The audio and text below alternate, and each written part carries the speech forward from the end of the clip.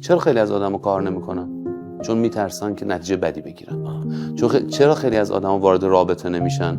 چون میترسن که جدا بشن، چون میترسن که تنها بشن. این جهان ما رو ترس‌های ما احاطه میکنه. وقتی که شما مخصوصا انتظاراتت خیلی زیاد باشه، مخصوصا اینکه دلت بخواد آسیب نبینی، دوری گزینی از آسیب خودش بزرگترین آسیب. یعنی شما هر چقدر تلاش بکنی که آسیب نخوری، بزرگترین آسیب رو میخوری و زندگی کردن رو از دست میدی.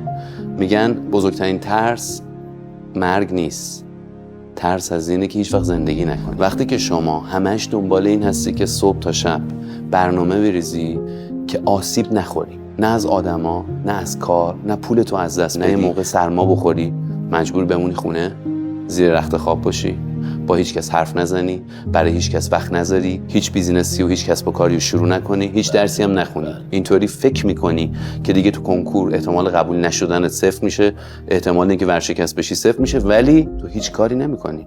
یعنی زندگی نمیکنی، مشغول زندگی نکردنی بیشتر. پس این خودش یک آسیب خیلی بزرگه. زندگیت رو از دست دادی به خاطر اینکه میخواستی در زندگیت آسیب نخوری.